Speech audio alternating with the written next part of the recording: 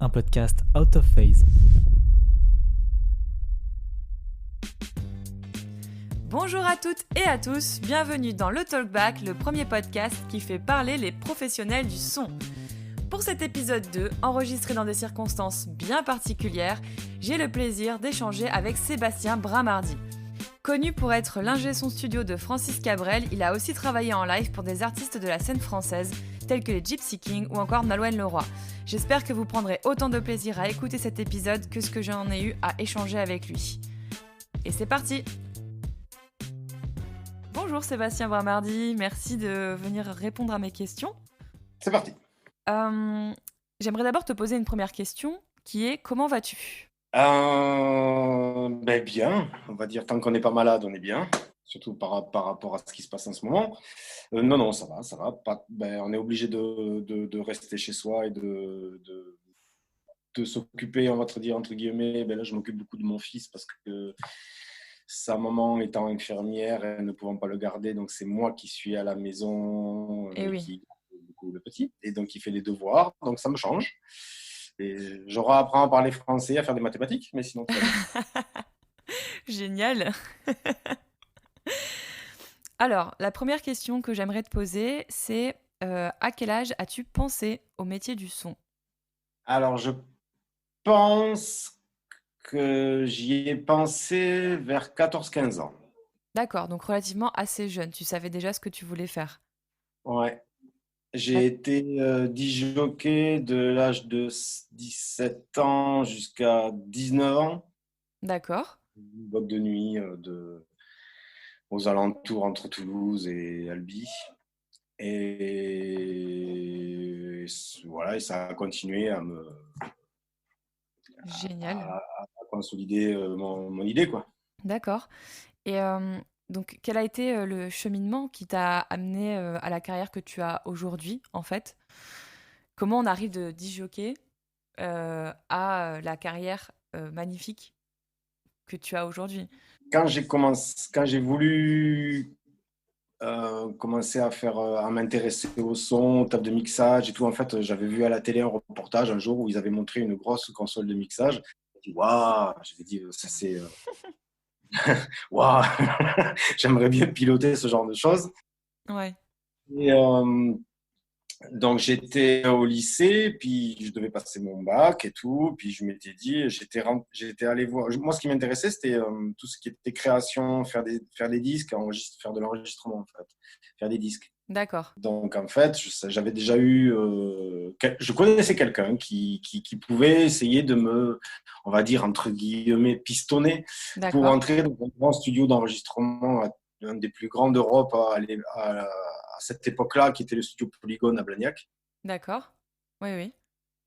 En effet. En Et effet. donc, j'étais allé faire un entretien et tout, puis on m'avait dit, bon, voilà, ce serait bien que tu repasses, parce que j'avais pas eu mon bac, donc ça serait bien que tu repasses ton bac, et je te reprends, on en reparle l'année d'après. Donc, je dis, ok. Donc, je dis à cette personne, je dis ok, donc j'en ai profité, j'ai redoublé, j'ai repassé mon bac, j'en ai profité pour faire du solfège, pour faire des trucs pendant un an, puisque je repassais pas toutes les matières. Et puis, après avoir repassé mon bac, le jour où je suis allé voir les résultats de mon bac et que je l'avais, le lendemain, je suis revenu au studio, je dis voilà, j'ai mon bac, tu me prends? Oui, ok.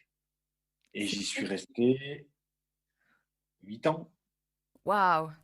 Waouh. 8 ans dans le studio, donc j'ai commencé stagiaire, on allait chercher le café, chercher les clopes, Eh oui. à ne rien dire, à s'asseoir au fond, à écouter, à regarder les gens travailler. Oui. On se formait avec les assistants. Mhm.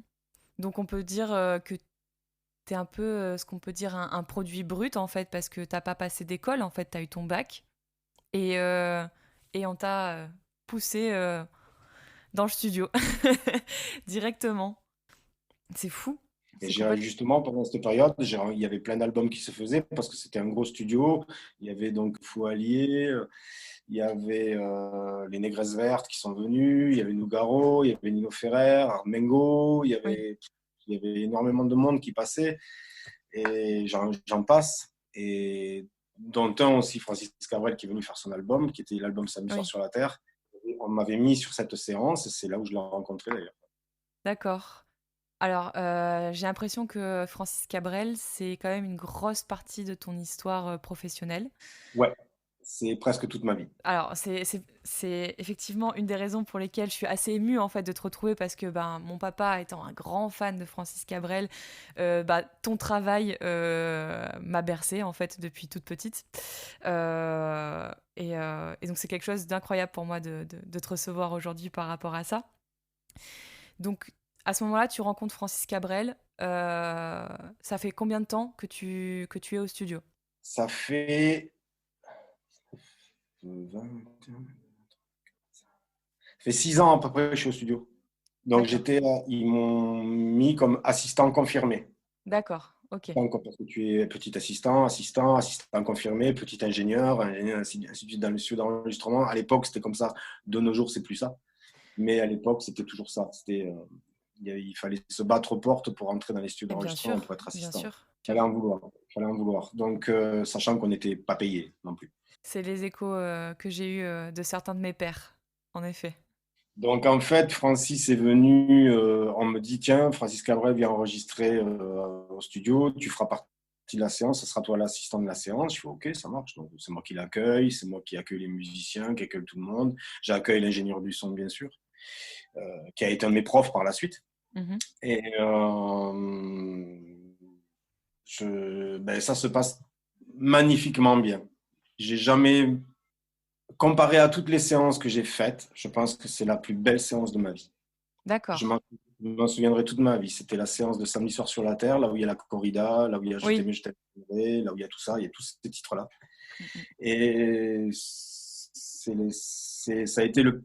J'ai jamais vu une personne aussi humaine que ça qui se souciait beaucoup des assistants, qui se souciait beaucoup de son entourage, savoir qui faisait quoi. Voilà. Il Mhm. s'est rendu compte d'une chose, c'est pendant que je faisais sa séance, lui, Francis, c'est quelqu'un de très droit, c'est-à-dire qu'il va commencer à enregistrer le matin à 10h, Mhm. mais à 19h, c'est bon, on arrête, ça va, on va pas durer jusqu'à 4h du matin. Quoi. Donc, Ah, à 19h, on arrête, à 19h, on fait l'apéro et on arrête. c'est génial. Et donc, moi, il me voyait, après, il me voyait partir parce que j'étais obligé de préparer d'autres séances pour d'autres gens de l'autre côté. Mhm. Et donc, à un moment donné, il est allé voir le patron. Il a dit, bon, Sébastien, c'est mon assistant. Moi, je le veux en forme tous les jours. Donc, je ne veux pas, une fois qu'il a fini avec moi, il rentre chez lui. Ou alors, il vient manger au restaurant avec moi. Mais il ne va pas aller travailler ailleurs. C'est incroyable. Donc, le patron est venu me voir. Il m'a dit, bon, ben, OK. Ben,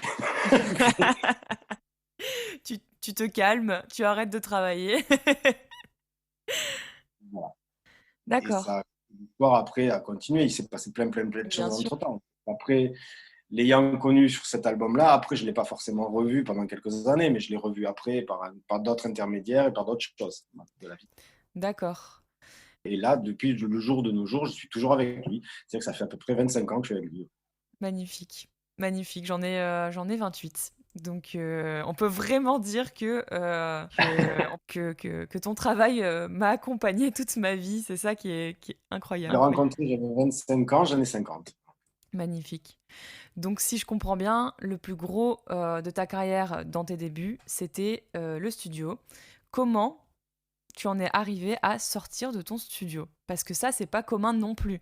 Alors, pendant que j'étais en studio, j'étais un petit peu rock'n'roll. Bon, je le suis toujours, hein, un petit peu rock'n'roll et un petit peu punk. Et donc, j'allais faire des petits concerts avec des groupes de punk dans les bars à Toulouse.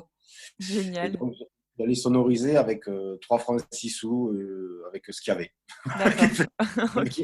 Donc, je faisais de la sonorisation comme ça, sans forcément m'attacher à ça, mais j'y allais, ça me plaisait. Puis, je rencontrais d'autres trucs, d'autres d'autres problèmes qu'on ne pouvait pas rencontrer en studio. D'accord. Donc, l'effet des acoustiques, l'effet des endroits où tu es, des Eh oui. larcènes et tout, que tu ne rencontres pas forcément en studio. Et donc, ça m'a de suite interloqué. J'ai dit, waouh, mais c'est un autre métier, c'est pas pareil, c'est un autre métier. Ah, Et donc, c'est ça incroyable, m'a oui, parce que c'est. ouais. Et donc, ça m'a pris et j'ai voulu continuer et foncer là-dedans. tout en continuant. Donc, je fais les deux. Je fais vraiment les deux et je me tiens aux deux. Et D'accord. je sais que c'est deux métiers différents. Ouais. Parce que je Ah oui. connais beaucoup d'ingénieurs du son en studio qui étaient mes profs, ils sont incapables de faire de la scène. Ah oui, non, non, c'est, et vice-versa, hein. Et vice-versa. Et vice-versa. Enfin, c'est vraiment 2 façons de travailler différentes. Hem Et du coup, la deuxième surprise par rapport au fait de te voir, ben, à ce moment-là de ta carrière partir, en dehors de ton studio, c'est de voir que principalement tu fais du monitor, des retours, Oui, alors que on se dit, un G studio, logiquement, on va l'entendre à la façade. Eh ben non. Pourquoi? pourquoi?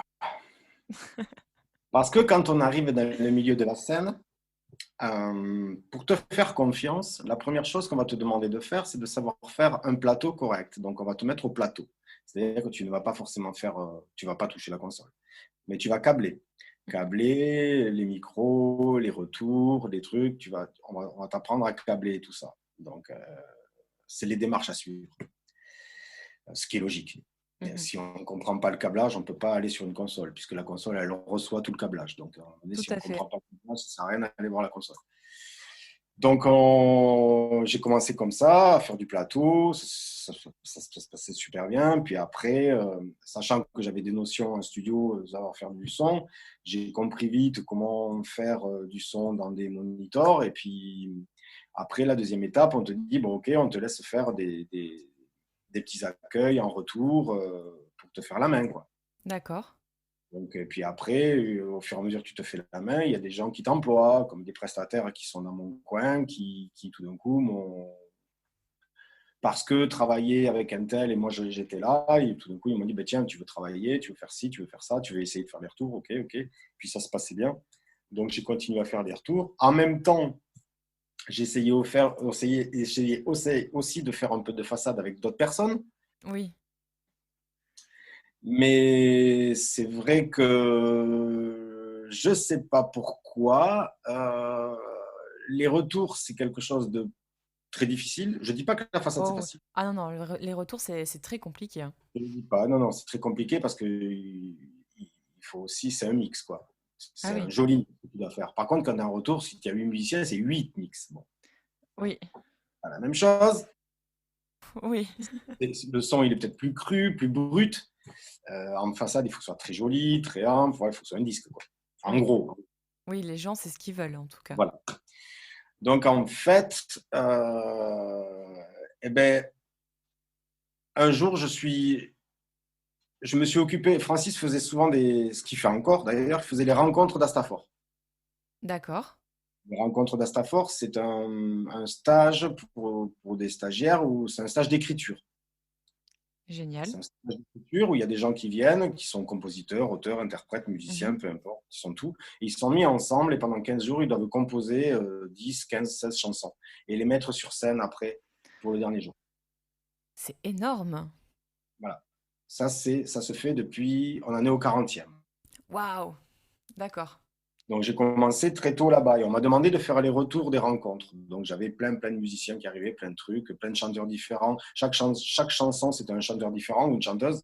Donc il fallait s'adapter. Donc c'est là où tu apprends un peu le métier parce qu'il faut vraiment y Ah aller oui. vite Oui, oui. et aller à l'essentiel. Mhm.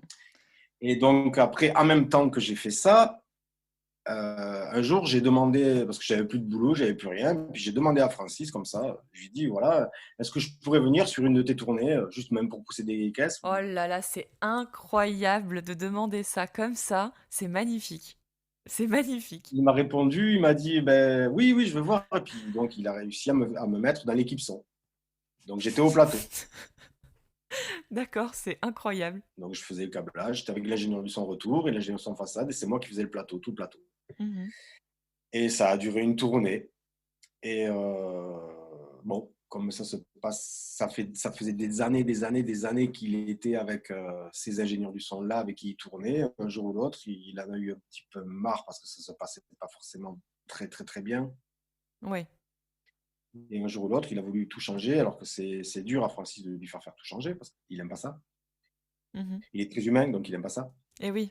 Et un jour ou l'autre, il m'a dit bon, Seb, tu vas me faire les retours. Et je lui ai regardé, je lui ai dit mais je ne sais pas faire. Puis il m'a dit, tu vas apprendre. C'est Il m'a dit, tu vas incroyable. apprendre. Et donc, j'ai été obligé de partir. Il m'a mis un coup de pied au cul et il m'a dit, tu me fais les retours. Et j'ai été obligé de tout apprendre en 3 mois direct. C'est fou. C'est fou parce que depuis tout à l'heure que j'écoute ce que tu racontes, en fait, on se rend compte que euh, ta relation professionnelle avec Francis Cabrel, il a toujours fait en sorte de te pousser vers le haut et dans le meilleur de ce que tu pouvais donner. Oui, Et ça a quand même marqué fortement ta carrière, en fait, et certainement fortement le technicien que tu es aujourd'hui. Tu étais un débutant et il t'a dit, vas-y. oui, oui. Il Incroyable. a, il a- il- En fait, c'est quelqu'un qui marche sur la confiance et sur un état d'esprit. Quand il a confiance en quelqu'un, euh, lui-même sera en confiance quand il aura cette personne à ses côtés. Merveilleux. Merveilleux, Donc, merveilleux. c'est la seule chose qu'il aime, lui, avoir des gens de confiance autour de lui. Voilà. Il s'attache énormément à ça. Hmm. Énormément. En ayant fait des recherches dans ton CV, bon, ton CV est incroyable, mais bon, ça, Ah bon? ah oui, oh, c'est magnifique. On trouve des noms incroyables, vraiment, sur le live, les Gypsy King, Nolwenn Leroy, Francis Cabrel. Rien que ça, c'est incroyable. Quand on va sur le studio, Francis Cabrel, Grand Corps Malade, Le Soldat Rose 2, Nino Ferré, donc ça c'était quand tu étais au studio Polygone, Claude Nougaro, incroyable. Et aujourd'hui, quand on regarde ton CV, non seulement parce que c'est pas une, deux casquettes, c'est 3 casquettes que tu nous offres, c'est tu es en studio, en live et maintenant formateur. Euh, je trouve que ça met en lumière quand même le besoin de transmettre peut-être à la génération d'après. Euh, Est-ce que c'est quelque chose d'important pour toi? Ouais. Ouais, c'est super important. Le jour où on m'a demandé, en fait, c'est parti c'est parti d'une bêtise, en fait, enfin, d'une bêtise, entre guillemets. Mon ex-femme, la maman de mon fils, mon ex-femme, donc, m'a dit, mais pourquoi tu ferais pas des formations? Elle m'a dit, regarde, il y a des trucs. Alors, j'étais dans une période où c'était un petit peu creux, où Oui, j'avais pas trop d'autres choses. Elle me dit, mais pourquoi tu ferais pas des formations? Elle me dit, tu es capable d'apprendre des choses à des gens et tout. Je fais, oui, pourquoi pas? Elle me dit, regarde, c'est elle qui m'avait trouvé une école à Toulouse qui s'appelle maintenant ISPRA. mhm, Et donc, je les avais contactés et en leur disant, voilà, s'ils avaient besoin d'intervenants pour donner des cours, des trucs comme ça, pour faire passer mon expérience. Et en fait, ils m'ont répondu de suite en me disant oui, ça fait à peu près 5 ans que je travaille bah pour eux. évidemment, évidemment qu'ils ont répondu oui de suite. Et je travaille toujours avec eux. Voilà, j'ai des élèves qui je leur apprends à faire des retours, je leur apprends à faire de la façade, je leur apprends à faire des prises de son en studio, je leur apprends à mixer, comment je mixe moi. Enfin, je leur apprends moi ce que je sais faire et j'essaie de leur montrer exactement. En fait, je leur donne ce que moi je sais faire. Je leur cache rien en fait. Quand on me dit Superbe. tu sais faire ça, comment tu le fais? Ben tiens, regarde, je le fais comme ça, comme ça, comme ça. Donc, moi, je cache rien. Enfin, je garde pas, mais comparé à certains qui n'osent pas donner leur plan, moi, je donne tout. Tu donnes aussi un petit peu ce qu'on t'a donné au final. C'est superbe en fait parce que c'est comme ça que bah, qu'un métier évolue. En fait, on y reviendra plus tard, c'est dans mes questions, mais c'est comme ça en fait la transmission c'est hyper important. D'ailleurs c'est pour ça aussi que je me suis dit que faire ce podcast ce serait génial parce que ça permettrait à des sondiers qui ont une carrière conséquente, disons, de s'adresser à la génération qui vient après ou à leurs collègues même de la même génération. Et je trouvais ça hyper important. Ouais, Si, je leur apprends qu'il faut quand même être assez humble, pas parce qu'on sait faire des choses qu'on est les meilleurs du monde. On n'est jamais les meilleurs du monde. On a toujours quelqu'un de meilleur que soi au-dessus. Et heureusement, c'est ce qui fait avancer. Parce que les gens qui sont au-dessus, s'ils te transmettent quelque chose, eh bien, toi, tu avances. Et moi, je continue à avancer, je continue à apprendre. D'ailleurs, je remercie une personne, je vais le citer. vas-y. Je vais le citer. Je remercie une personne qui s'appelle Christophe Genix, qui est un méga ingénieur du son retour. Il fait que des IR. Lui, il a fait tous les plus grands, même à l'international. Il fait tous les artistes. C'est quelqu'un de fabuleux. Et bien, le jour où Francis m'a demandé de faire des retours, j'avais des IR à faire plus des wedges. Et là, j'ai dit, c'est pas possible, moi, dire, j'en ai jamais fait de ma vie. Et bien, il m'a appris. Et c'est lui qui m'a dit comment il fallait faire. Et je l'en remercierai toute ma vie parce que c'est un des seuls ingénieurs du son qui m'a transmis quelque chose. Il me l'a dit, tu fais comme ça, tu fais comme ça, tu fais comme ça et tu vas t'en sortir. Alors, dernière question concernant un petit peu ta carrière. Si tu devais choisir, aujourd'hui, on te laisse pas le choix. Tu dois choisir entre le live, le studio ou les formations. Qu'est-ce que tu choisis? C'est la question impossible de ce podcast. Le live, Le live, d'accord. Pourquoi? c'est magique, ça dure qu'une fois, on n'a pas le droit de refaire. Magnifique réponse. Magnifique réponse. Donc, puisqu'on parle de live, euh, quel serait ton meilleur souvenir de live? Meilleur souvenir de live? Hmm. Ah oui, là, on arrive dans les questions difficiles à répondre, hein. Euh, la première fois où je suis parti en tournée avec Francis, la première fois où j'ai été obligé de faire une grosse tournée alors que je ne savais même pas ce que c'était. Et je savais même pas ce que c'était que dormir dans un bus. Non. Ça a dû être incroyable. Ouais, Et du coup, est-ce que tu voudrais me parler de ton pire souvenir? ouais. Allez, on t'écoute. Ça a été la première fois, la toute première fois où j'ai fait les retours de Francis. C'était bien avant qu'on parte en tournée, pour une première tournée. C'était la première fois où on m'a dit tiens, allez Seb, c'est toi qui vas le faire. Et je m'en souviendrai toujours, c'était les Franco de La Rochelle. Waouh. Et c'était très, très dur car Francis avait invité énormément de gens pour chanter avec lui, beaucoup de Mhm. Canadiens, c'était un truc franco-québécois. D'accord. Donc, on avait invité il y avait plein de chanteurs qui se croisaient, et c'était un enfer. Il y avait Laurent Voulzy qui chantait juste avant nous et lui, il s'arrêtait jamais. Francis, il en avait marre, on a attaqué la scène, il était au moins 11h30, minuit. Oh là là. Et moi, je n'ai strictement rien retrouvé de la balance que j'ai fait juste avant. C'est-à-dire que les techniciens qui m'ont accueilli m'ont démonté. C'est les pires moments, ça, hein. Quand tu fais ton mix pendant tes balances et que quand il revient, il a plus du tout le même goût, ni la même couleur. Et Toi, j'avais demandé à ce qu'on me garde tous mes EQ parfaitement que j'avais fait et tout. Et quand je suis arrivé, il n'y avait plus rien. c'est terrible. C'est terrible. Et comme c'était à l'époque, on n'avait pas d'appareil photo ou de téléphone pour faire Et des oui, photos comme ça. Donc en fait, j'avais pas noté, j'avais fait que je leur ai fait confiance. Ils m'ont dit, vous inquiétez pas, on le met en mémoire. Et en fait, j'ai rien eu. On s'est foutu de moi, voilà. Et ça a été la pire chose. Et quand je suis rentré, j'ai dit, mais c'est fini, je ne travaillerai plus avec Francis. Et puis en fait, il n'en a même pas tenu compte. Il a dit, Sébastien, il était dans la merde. Il était dans la merde. Et puis après, on est reparti. parce qu'il y a ce rapport de confiance qui revient encore et toujours, comme avec mon invité de la semaine dernière, Chris Edrich, qui me disait que pour lui, la confiance entre lui et les artistes avec lesquels il travaille, c'est bien 40% du travail. Et donc là, il t'est arrivé quelque chose, et ton artiste, en plus, tu as quand même vachement insisté sur le fait qu'il était extrêmement humain, et donc il t'a dit, bah, c'est pas grave, ça arrive, Ouais. c'est génial. C'était pas des conditions idéales, ni pour lui, ni pour moi. Voilà, exactement. Donc il l'a bien senti, il l'a bien vu lui aussi.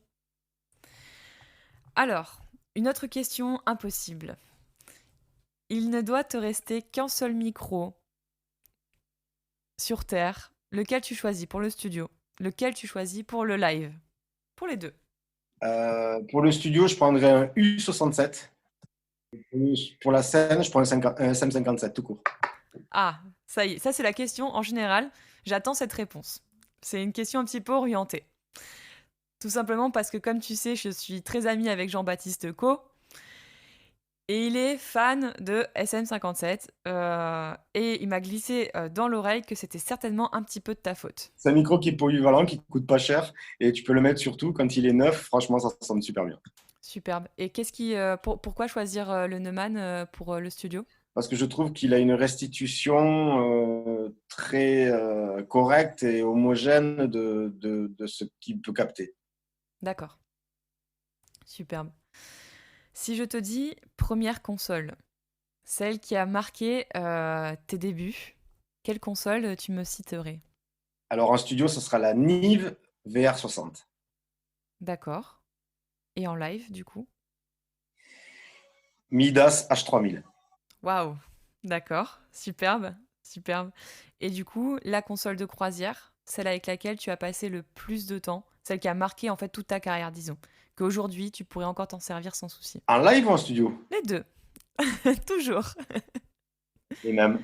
Les mêmes. Aujourd'hui encore, la Midas? Ouais, la Midas aussi. Incroyable, incroyable, d'accord. Sachant que la Midas H3000, c'est une console analogique. Mhm. En ce moment, je travaille qu'avec des numériques, mais je reviens à l'analogique. Je te dis la H3000. Incroyable, d'accord. Et ta console du moment? Midas Pro 6. Oh, d'accord. Incroyable. C'est très intéressant d'entendre tes choix et tes orientations. C'est vraiment génial. Comment...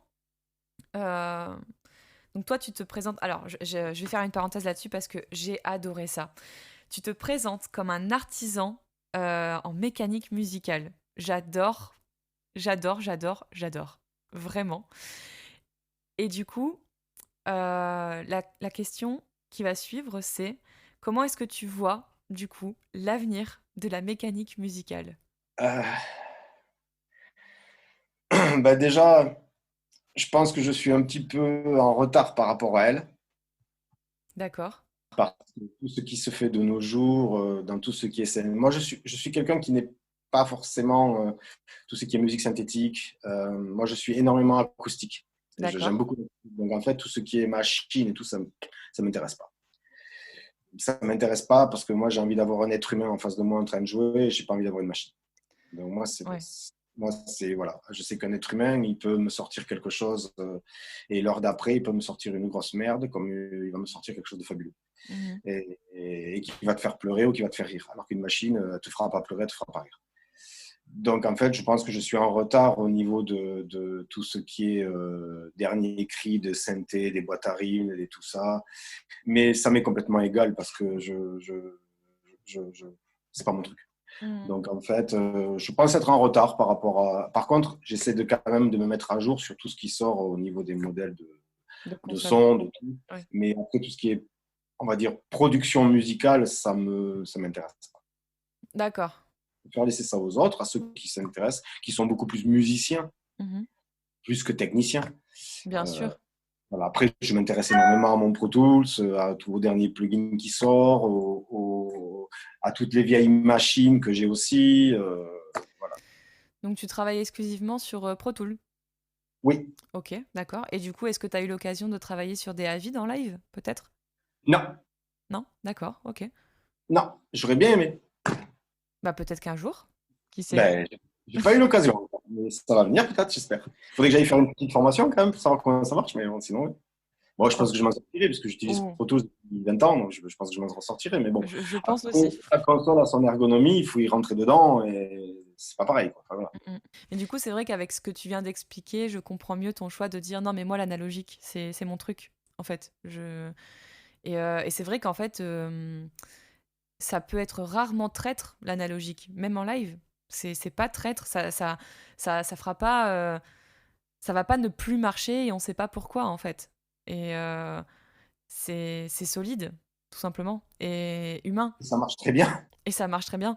Donc je comprends en fait le choix de l'analogique plutôt que de la numérique. Et quand je reviens, je m'occupe, moi, du studio d'enregistrement de chez Francis Cabrel. Mhm. Et nous avons un magnéto à bande 24 pistes, D'accord. plus un Pro Tools.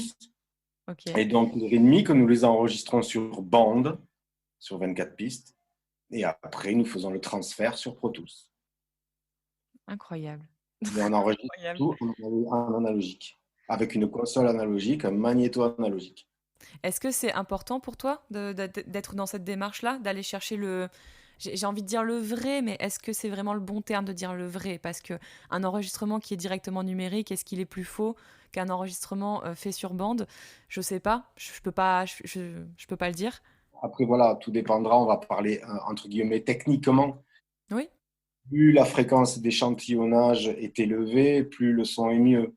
Maintenant, nous n'arriverons bien sûr jamais à l'analogique, on s'y rapproche. mais nous n'y sommes pas, car il y aura toujours un petit lutin qui découpe la forme d'onde à la hache, alors que dans l'analogique, personne découpe la forme d'onde. Donc, il y a toujours ces fameuses... Il n'y a pas qu'une seule onde, il y a aussi ces harmoniques qui sont à côté, qui sont d'autres petites ondes qui sont juste à côté. Et ça, c'est vrai qu'on a tendance à le perdre un petit peu en analogique. Bon, un petit peu moins avec certains matériels qui sont super en ce moment, hein. Mhm. Mais je ne veux pas dire il y a une couleur sur l'analogique qu'on ne retrouve pas forcément sur le numérique, mais je ne cracherai pas sur le numérique car je m'en sers tous les jours, donc je ne peux pas, et je trouve que je Bien fais des sûr. choses correctement. C'est vrai que d'ailleurs, sur le dernier album de Francis, j'ai bien fait la différence. Nous avons enregistré des rythmiques sur l'analogique et nous avons enregistré aussi des rythmiques sur le Pro Tools en même temps. Et donc, nous avons comparé les deux. La différence n'était pas forcément très énorme. Il y avait Bien quelque sûr. chose. Il y avait un truc, on ressentait, oui, il y avait un truc. Mais je pense que l'auditeur lambda ne l'aurait pas très bien senti. D'accord. Du coup, ça me fait penser à une question comme ça, complètement improvisée. Sur les albums de Francis Cabrel, tout est enregistré. Il n'y a pas de son créé de toutes pièces en studio. Alors, Alors, est-ce que tu as le droit de me parler de ça? Parce que c'est vrai que je te sors cette question sans te l'envoyer avant. Je viens d'y penser. alors tous les albums de Francis, toute l'ossature de chaque morceau sont faits live. C'est-à-dire que batterie, D'accord. basse, guitare, voix, c'est en live. D'accord. Toujours. Ok. Ça cherche, ça joue, ça cherche la structure, ça cherche le Mhm. tempo, et ça joue ensemble. Ils se regardent, ça joue ensemble. Donc tout est pris ensemble. D'accord. Après, rien ne lui empêche de refaire une voix s'il n'est pas content, de refaire une Oui. guitare, mais la structure, l'ossature, on va dire l'ossature, c'est live. D'accord. Après, en ce qui concerne ses productions à lui, nous, on va aller chercher. En fait, on a carte blanche avec lui. C'est-à-dire qu'on peut lui proposer 50 000 trucs. Lui, il est d'accord, il s'en fout. Donc, en fait, on peut brancher 50 amplis, mettre 10 micros sur les amplis, lui mettre un délai d'un côté, une reverb de l'autre et tout. Lui, tant qu'il entend un truc super, il ne va pas te demander comment tu l'as fait. Au contraire, tu dis, waouh, c'est super. Et puis, et des fois, lui, il a ses idées aussi, parce que des fois, quand je suis en train de faire des prises de son, il me regarde et il me dit, on pourrait pas essayer de le prendre d'un petit peu plus loin, qu'on ait une ambiance et tout. Ah, ben oui, bien sûr, pas de souci. Alors, voilà. Donc, en fait, lui, des fois, il sait peut-être pas trop comment le dire, mais en fait, avec ces mots, tu comprends et tu fais ce qui. Et puis tout d'un coup, tu dis comme D'accord. ça et tu dis, ah, ouais, super. Voilà. Donc, en fait, il n'y a pas de machine, ça c'est sûr. Il n'y a pas de. Tout est joué. Tout est joué. Même les instruments à cordes frottées, par exemple, comme les violons, les cellos. Ok. Génial. Là, sur le dernier album, comme sur chaque album, il y a toujours un ou deux titres où il y a des cordes.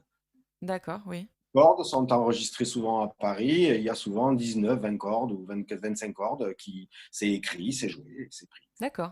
Ok, c'était la question qui m'a... La question flash, on va l'appeler comme ça, celle-ci. Alors, on essaye d'être le plus acoustique possible et le plus réaliste possible. D'accord, superbe. Est-ce que tu aurais un conseil à donner pour les nouveaux sondiers ou ceux qui pensent à devenir sondiers aujourd'hui? Qui ne soient pas focalisés que dans le numérique de maintenant et qu'ils essayent de faire un petit retour en arrière, voir ce qui se faisait avant. D'accord.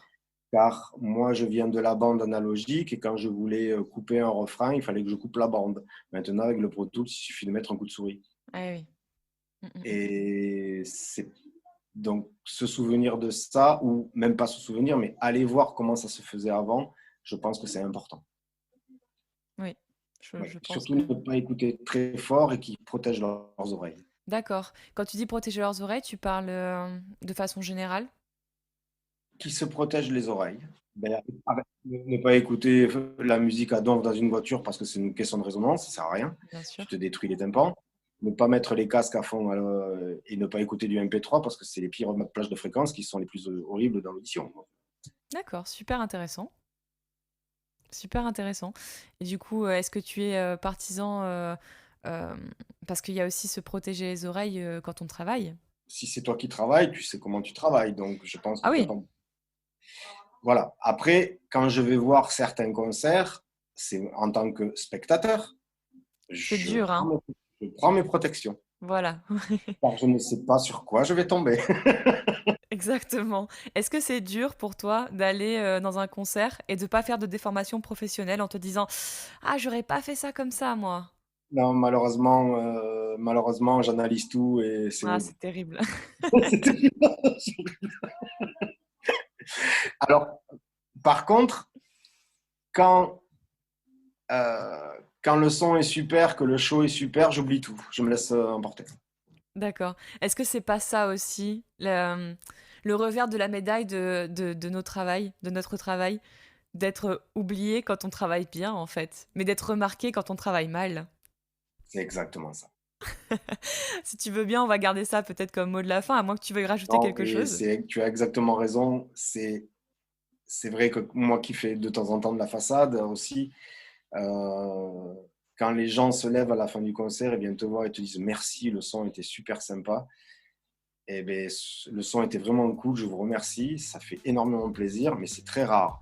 Par contre, quand tu te loupes quelque chose, tu n'en as pas un qui se lève, tu en as 50. Exactement. C'est un peu comme dans les restaurants. Quand on regarde les avis des restaurants sur internet, c'est un peu pareil. C'est pareil, c'est humain apparemment. Merci beaucoup en tout cas d'avoir répondu à mes questions. Euh, je suis vraiment, encore une fois, très contente d'avoir pu échanger avec toi. Je te remercie encore. Merci beaucoup. C'est moi. Bon week-end. Toi aussi. Bye bye. Ciao. Merci à tous de nous avoir écoutés. Je vous donne rendez-vous très prochainement pour l'épisode 3 avec un invité très spécial. Si vous avez aimé cet épisode, parlez-en autour de vous, partagez-le sur les réseaux sociaux et n'oubliez pas de mettre 5 étoiles sur Apple Podcast. C'était le Talkback, high five au 13% et à la prochaine!